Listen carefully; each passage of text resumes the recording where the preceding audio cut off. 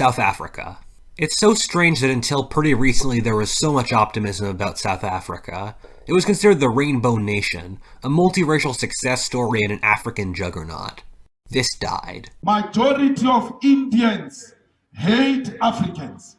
Majority of Indians are racist.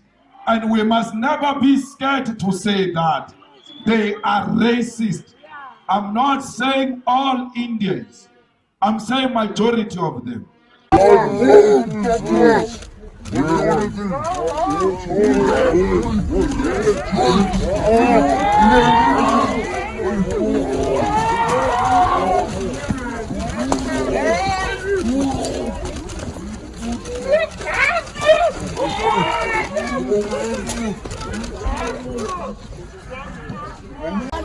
Take that country and fuck off in this country.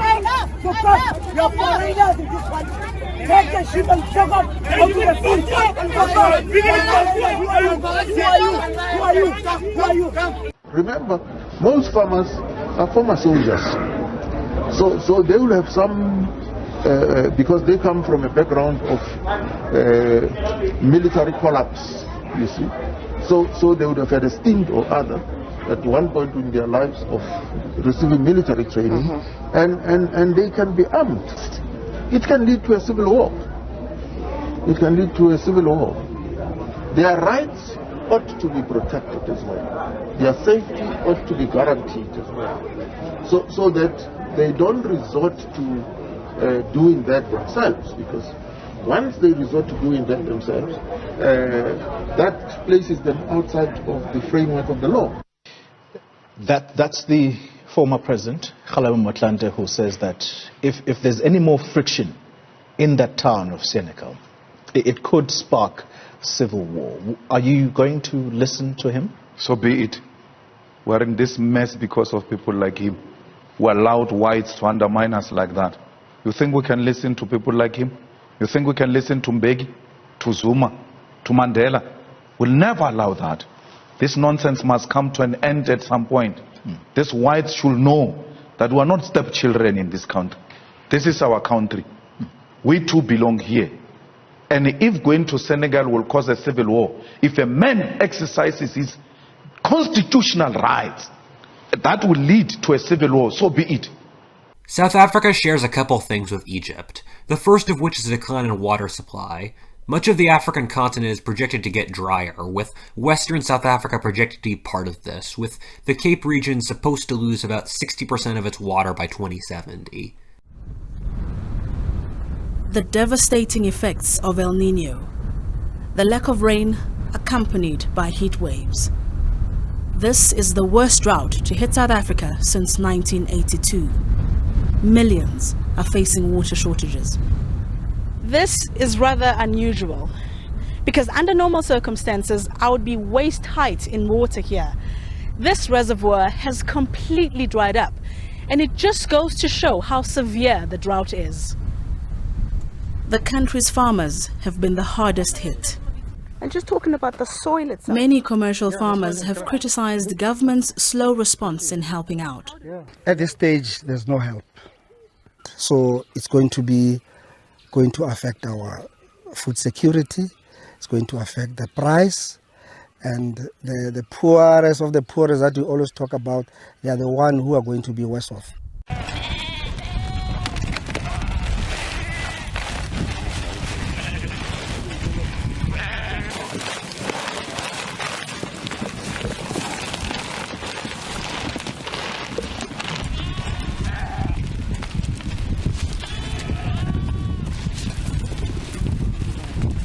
It's hard, economically, we're emotional. I lost 25% of my sheep.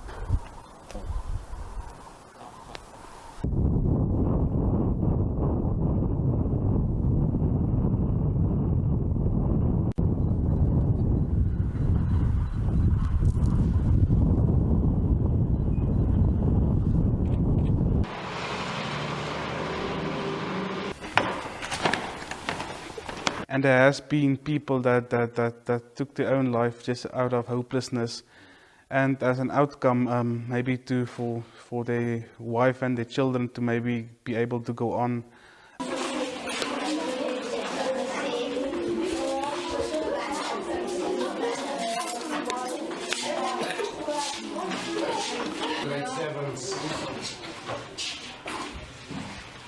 The feeding scheme plays a very big role to support the learners, those that don't have something at home. So they are, even when they are at school, they become happy.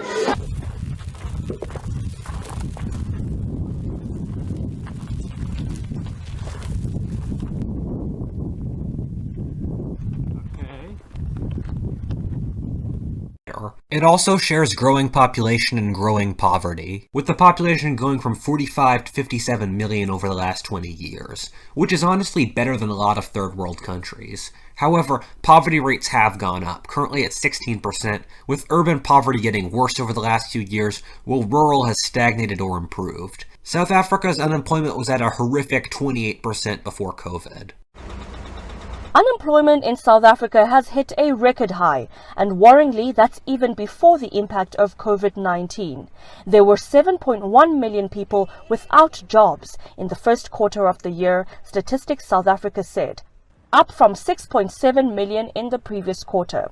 That's a rate of over 30%, underlying the weakness in an economy that was already in recession before Pretoria implemented one of the strictest lockdowns in the world.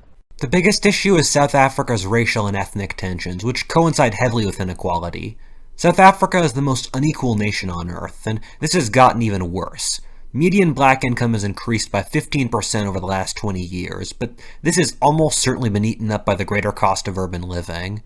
The vast majority of South Africa's income growth has gone to a few very rich whites. Anyway, South Africa is an economy that is really important to understand as a kind of potential outcome case study of an inequality system gone bad.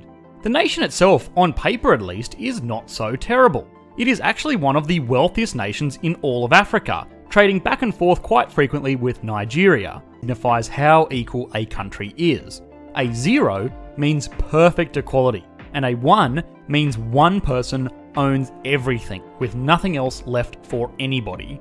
On top of this, it is important to remember that there are normally two Gini figures that economists will look at. The first is income Gini figures, which measures the breakdown of how equally income is distributed, and wealth Gini figures, which measures how net worth is spread amongst individuals in a society.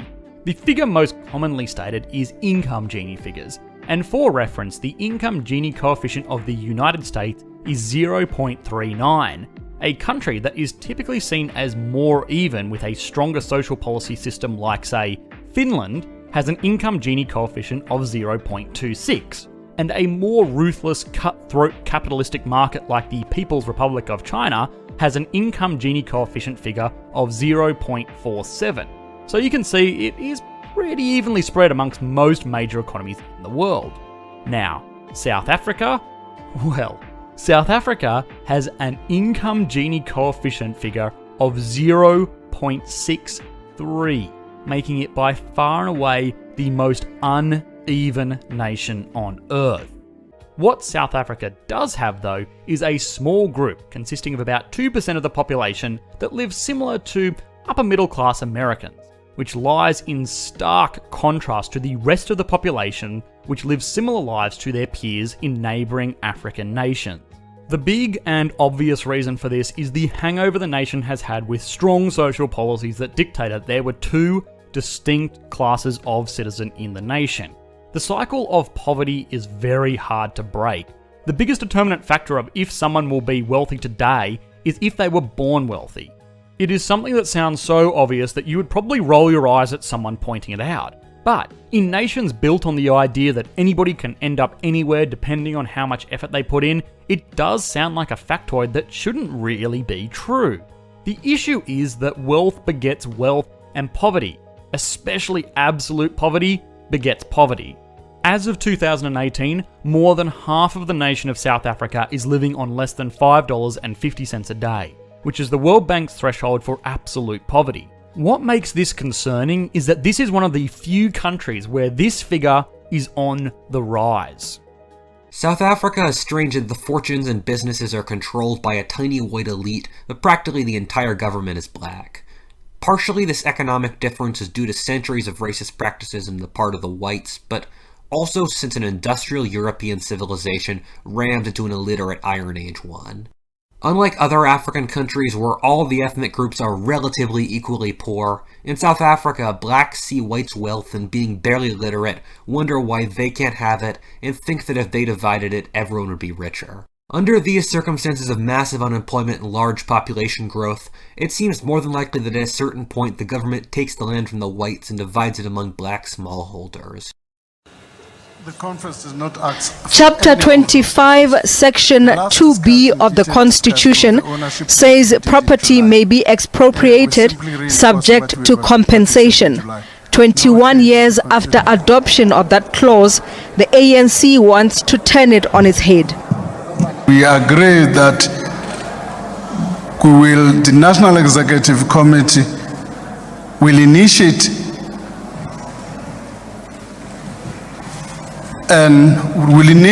some amendments in the Constitution, Section 25, in order to achieve expropriation without compensation. What happened in Zimbabwe under Mugabe. This has been a platform of part of the ANC, or South Africa's Black Nationalist Party that's been in charge since the end of apartheid. Similarly to Zimbabwe, dividing land holdings among black farmers would be a huge failure. Zimbabwe went from being a large food exporter and pretty wealthy to one of the poorest and hungriest countries in the world. This is since the process of dividing the land was often corrupt and given to politically connected, but also a good part since the native Africans were farming at an Iron Age level while the whites on an industrial, which cratered productivity. Similarly, if South Africa did this and disrespected property rights that much, white capital and businesses would flee to London, Australia, or America. South Africa's economy has been ranked as one of the world's most miserable, with soaring public debt and a quarter of the workforce unemployed. We wanted to know, just how corrupt is South Africa?